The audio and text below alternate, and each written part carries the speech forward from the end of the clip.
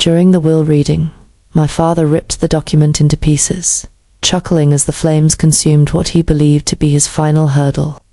Yet, he remained unaware of one crucial detail. The paper he incinerated was never the authentic version.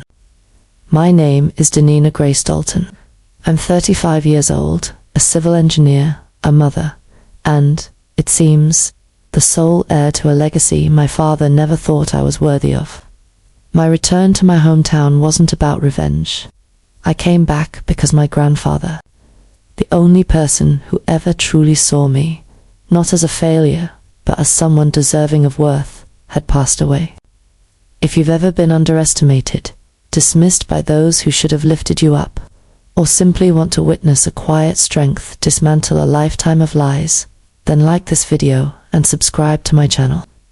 You won't believe what happened next. Years ago, I departed from this town, vowing never to come back. But when the lawyer reached out, something stirred inside me. I packed a small bag, took my daughter's hand, and returned to where it all began. I was caught off guard by the prospect of a confrontation, yet I was fully prepared to engage if necessary. Growing up in the Dalton household felt like trying to bloom amidst concrete. My father, Richard Dalton, managed our family like a business. All structure, discipline, and constant focus on outcomes. Miles, my younger brother, was the golden child, charismatic, boisterous, and audacious. The kind of boy who always evaded consequences, as my father would often remark, simply because he was being a boy. I wasn't permitted to be ... merely a girl, while Miles played football and carelessly damaged Mum's car without repercussions. I found myself lectured for returning home with dirt on my jeans after helping Grandpa Harold change a tractor tire. My father remarked that such behavior wasn't ladylike. Conduct yourself in a manner befitting someone who is destined for a prosperous union in the future. But I had no desire for an advantageous marriage. I aspired to create structures that connect, bridges, possibilities. The only person unfazed by my declarations was Grandpa Harold Dalton. He built the family farm from barren earth through sheer determination and hard work. A war veteran and a keen observer, he was the kind of man who reserved his words for moments of significance. When he spoke to me, I absorbed his words as if they were sacred text. "You've got steel in your bones, Dinina," he once told me when I was 10. Having just repaired a broken fence without any prompting. Your father may not grasp that at this moment, but there may come a day when he will respect it, or dread it. By the age of 14, I stopped anticipating acknowledgement from my parents. I learned my value through numerical metrics, grade point average, standardized test results, admission notifications. I successfully secured a full scholarship to Oregon State University for civil engineering. When the letter arrived, I remember entering the kitchen, my heart racing, thinking that perhaps, just this once, my father might feel a sense of pride.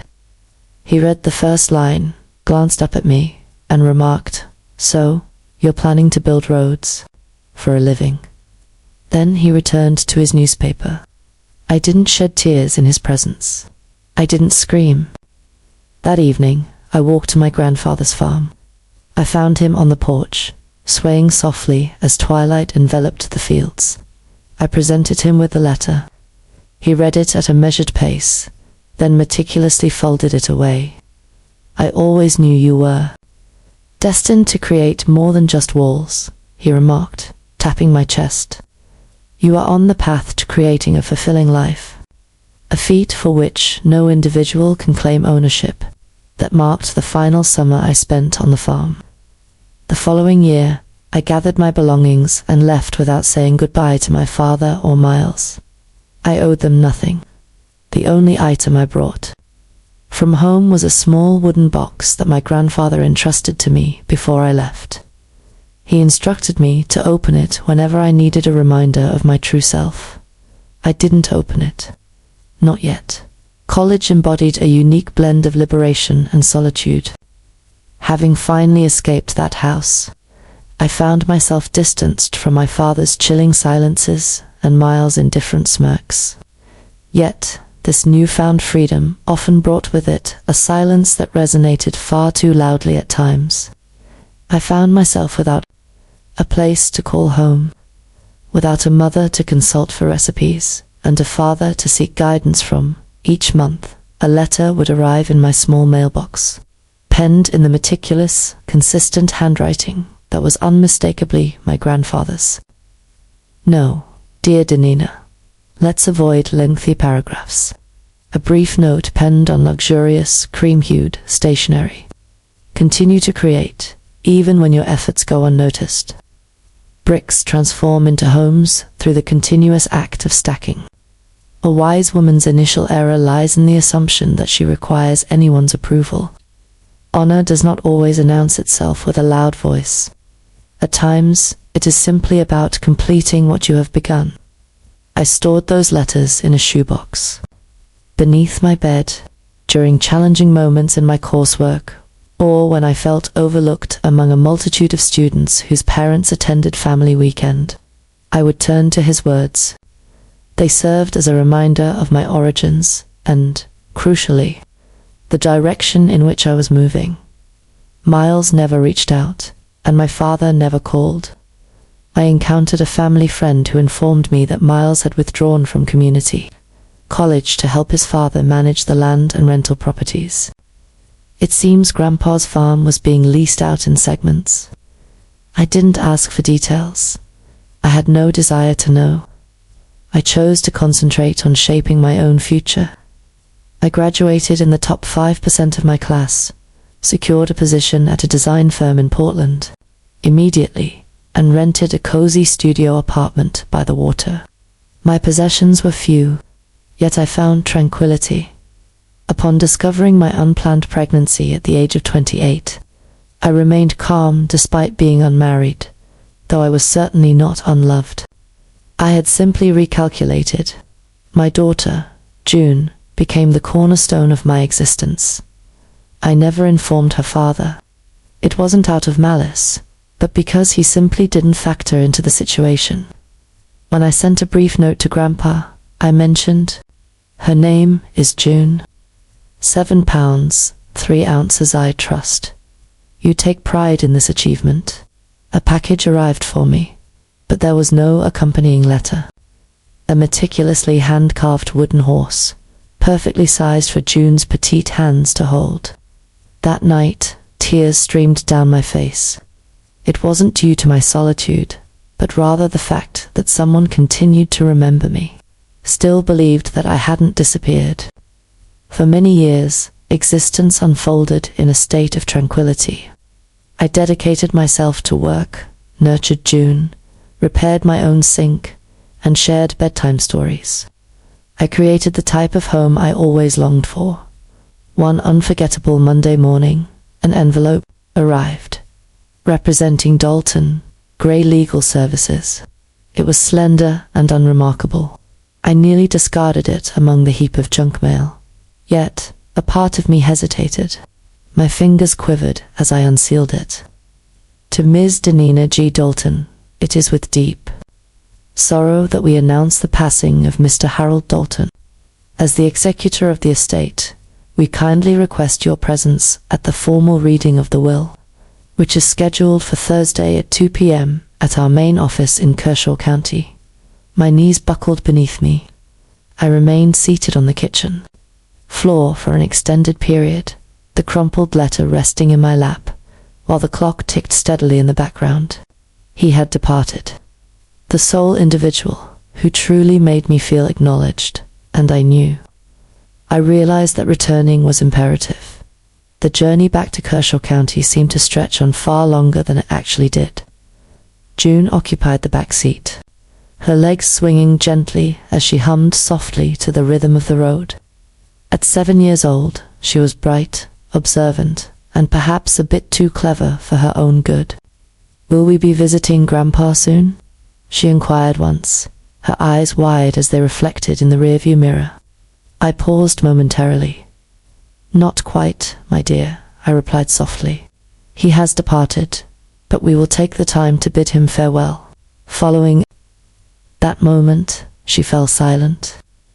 I gazed out the window, observing the trees blur by, reminiscent of fading memories. Upon entering the town, an unfamiliar heaviness enveloped my chest. Kershaw remained largely the same. The billboards remained faded as ever. The gas station still displayed the same rusted signs. However, the Dalton house, the one in which I was raised, appeared more aged and uninviting, as if vitality had ebbed away from its very structure. Father continued to reside there. It seems that Miles did as well. I chose not to make a call in advance. They likely would not have answered regardless. We arrived at a modest roadside motel on the outskirts of town, offering no frills, just fresh linens and a functional heater. I was opposed to June staying in that house, not even for a single night. The funeral was scheduled for the following day. It was small, tranquil, and unseasonably chilly. Grandpa had requested a service with a closed casket. No flowers, no eulogies. A simple blessing and interment. My father occupied the front pew, his expression unyielding. Miles positioned himself beside him, casually chewing gum.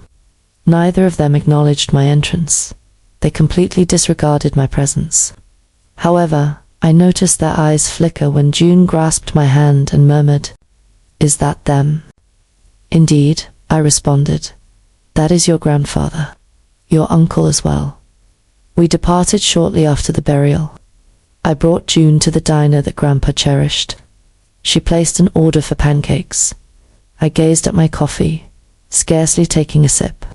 Memories of the summers I spent on his porch flooded my mind, where I assisted him in sanding furniture, mending fences, and cleaning tools. He referred to me as his silent shadow.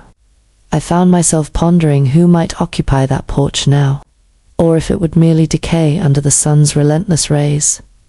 That evening, upon returning to the motel, I carefully tucked June in before stepping outside, a blanket draped around my shoulders.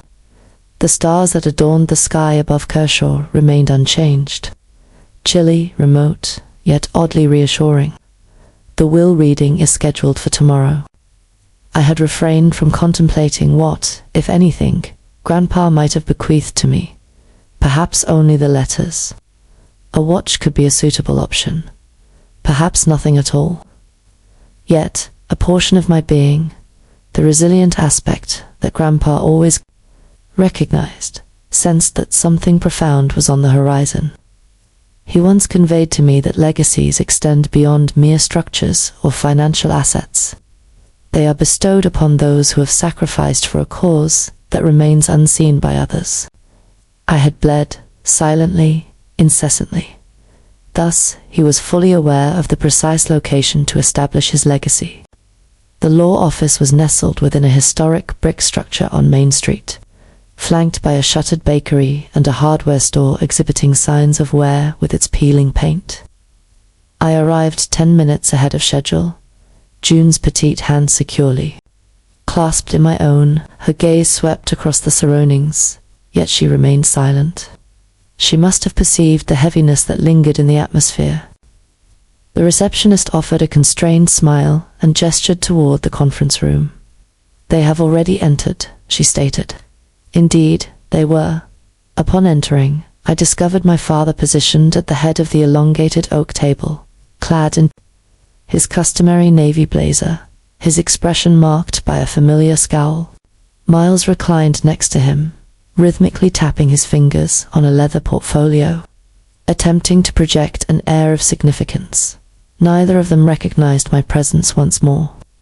As I entered, Mr. Vernon Ellis, the lawyer, rose to his feet. In his 70s, he sported silver-rimmed glasses, and his voice resonated with the roughness of cracked granite.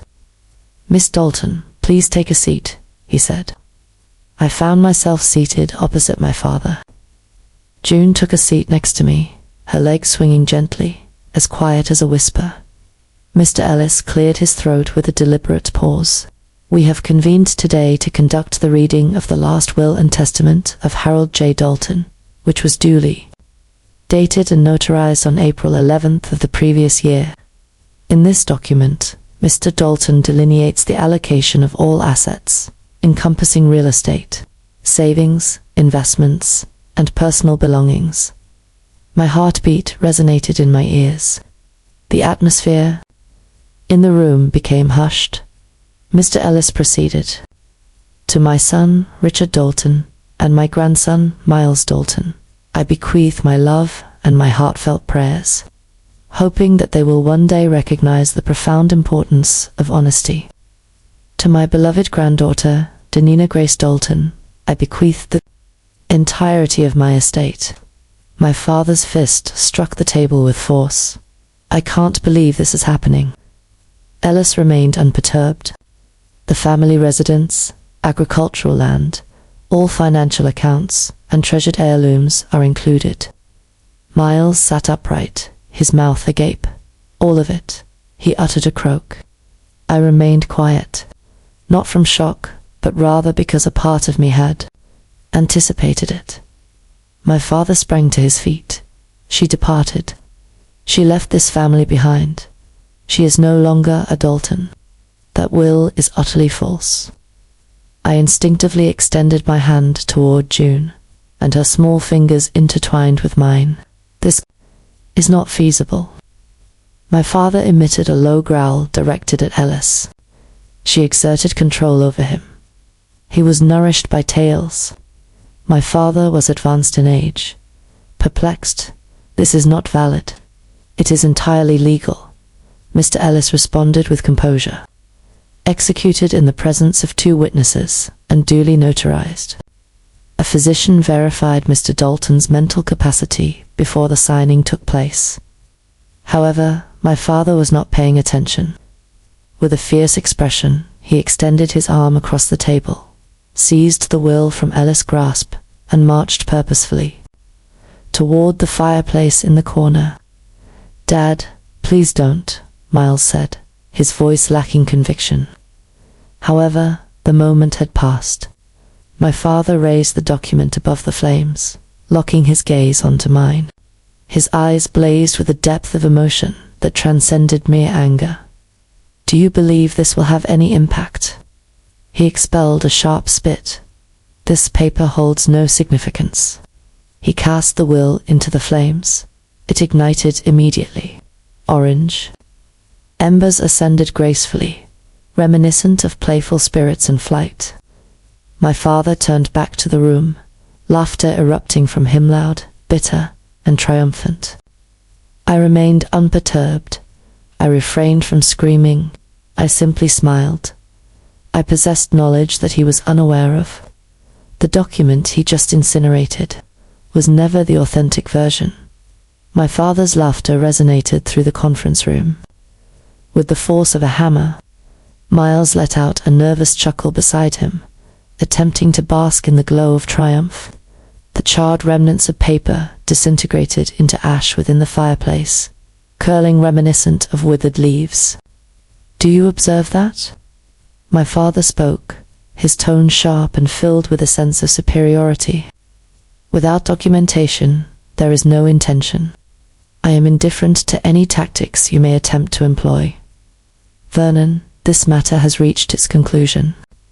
Mr. Ellis remained still. He merely blinked behind his glasses and unfastened the large leather briefcase at his side. "Serene, systematic, unperturbed, Mr. Dalton," he stated with composure. "A courtesy copy has just been destroyed." The room fell into silence. "What is it?" My father emitted a sharp hiss. Ellis retrieved a navy blue folder, elegantly sealed with a red ribbon and adorned with a notary stamp.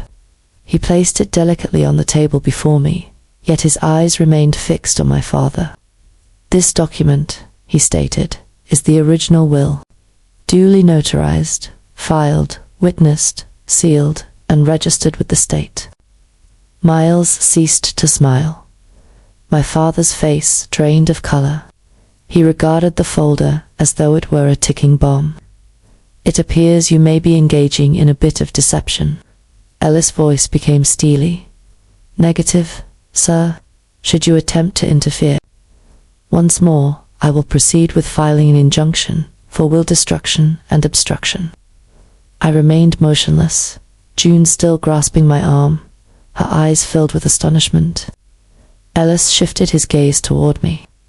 Ms. Dalton, this document serves to confirm your grandfather's intent. The entirety of his estate has been bequeathed to you and you alone. My heart raced, not from elation but from a more profound emotion, a hushed, quivering respect. I sensed my father's eyes upon me, yet I chose not to meet his gaze. I was unable to do so. What on earth did you do to him? He let out a low snarl. What deceit did you convey to persuade him to sign that? I did not lie, I stated gently. I have never found it necessary to do so. He simply ... understood me. You fled. You have abandoned this family. As I finally turned my gaze towards him, I no longer beheld the formidable figure who had loomed large in my youth, but rather a hollow remnant, fracturing beneath the burden of his own hubris. I did not turn my back, I stated. You never took the time to truly see me for who I am. Miles rose to his feet as well. This is insane, he murmured. She is not even involved in the business. It has been more than 10 years since she last entered the family home. Perhaps it ceased to feel like a home, I responded, my tone resolute. I never sought any of this, yet Grandpa understood the essence of what truly mattered. He recognized the true meaning of honor, stillness, dense and substantial. Ellis cleared his throat again. He produced a sealed envelope, stating, "There is one more item. A letter composed by Mr. Harold Dalton, intended for Miss Dinina Dalton, to be read upon the execution of the will." I grasped it firmly with both hands. The paper was substantial and weathered, the handwriting unmistakably recognizable. I carefully broke the seal, unfolded the letter, and began to read it aloud.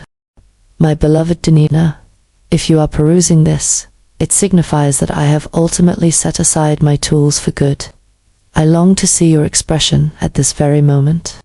I envision it to be quite robust, perhaps somewhat taken aback, perhaps not in any way. I understand the implications of this. I am aware that it will provoke anger. However, their tempers are of no concern to me. I am deeply invested in the concept of legacy, not the type found in bank accounts, but rather the kind that has been exchanged through calloused hands, through women who maintained cohesion when others chose to abandon ship. You have consistently embodied that essence of womanhood. Now, you bear more than just my name. You embody the evidence that honor transcends generations, if necessary. Stand tall, my dear. Avoid squandering time on resentment. What I bequeath to you transcends mere land or currency. It is our prerogative to create something superior. For June, for your own benefit. With affection, grandfather. The final line was obscured by tears. I glanced upward, and even Miles appeared momentarily speechless. My father, he averted his gaze, his jaw tight and hands trembling. For the first time in years, I found myself feeling no fear in his presence, exclusively strength and tranquility. I carefully folded the letter and delicately returned it to the envelope. Turning to June, I whispered, "Let's go home, sweetheart." The authentic version, the chill in the air outside the law office, was more pronounced than I recalled. Or perhaps it was merely lighter, as if a weight had been removed from my chest, revealing a void I hadn't realized was there. June grasped my hand firmly as we made our way to the car. "Have we attained wealth now?" she inquired, her tone imbued with innocence. A smile graced my lips. However, it is not the type of smile that wealth can provide. "We are not wealthy," I stated. "However, we have been entrusted with something truly significant." She inclined her head. What do you mean? I gazed at her intently and came to the realization that the answer was far from straightforward. It transcended mere land, deeds, or financial assets. It was the inherent right to exist without seeking approval. The opportunity to reclaim a name that had previously been wielded against me as a weapon. That evening at the motel, once June had succumbed to slumber, I found myself seated alone at the modest table, Grandpa's letter laid out before me. I revisited the text at a more deliberate pace, allowing each word to permeate the concealed fissures I had long kept from my own awareness. You embody the evidence that honor transcends generations, if necessary. He was aware that my father would not comprehend, that Miles would ridicule, that I would falter. Nevertheless, he departed from the truth regardless, written in ink, in trust. I cautiously opened the wooden box he had gifted me years prior, the very one I had never summoned the courage to touch. Within was a photograph. Grandpa and I sat side by side on the tractor, our smiles radiant as if the sun had never set. Underneath lay a second letter, penned by hand and sealed with care. I opened it with great care, Dinina. By opening this, you signify your return not only to this town, but also to your true self. You were never the disappointment that your father attempted to convince you of. Your presence was a testament that true strength can resonate quietly. I witnessed the struggles you endured, not on a battlefield, but within spaces where doubt overshadowed belief in you. Your richity was not achieved through volume. Your richity lies in embracing your true self. This farm, this name, this legacy is rightfully yours, for you have already earned it. I merely formalized the matter. I hold deep affection for you at all times, Grandfather.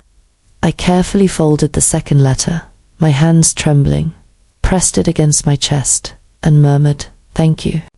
Beyond mere territory, more than merely a name. Yet you were the one who truly saw me when no one else ever could. 2 weeks later, I found myself at the boundary of the Dalton property, where the fields I once traversed barefoot as a child now lay overgrown with weeds and enveloped in silence. June dashed ahead, twirling joyfully beneath the sprawling branches of the majestic oak tree by the fence line. "Is this now in our possession?" she inquired, her eyes wide with astonishment. "Indeed," I affirmed. "Every single detail of it." I anticipated experiencing a sense of being overwhelmed. However, I did not. On the contrary, I sensed a readiness. Within me, the house required attention, peeling paint, sagging porch steps, and a roof that leaked in multiple areas. However, it was of no concern to me. This endeavor transcended mere restoration driven by nostalgia. It was fundamentally about transformation. I engaged a local team and collaborated with them, hammer in hand, boots immersed in the mud. Whispers circulated among the townsfolk, as one would expect. The Dalton girl returned from the void, accompanied by a daughter, with all aspects considered. Allow them to murmur. I had more pressing matters to attend to. June commenced her education in the town. She forged friendships with remarkable speed. Occasionally, I would observe her in the field's post class, attempting to construct small forts using leftover wood.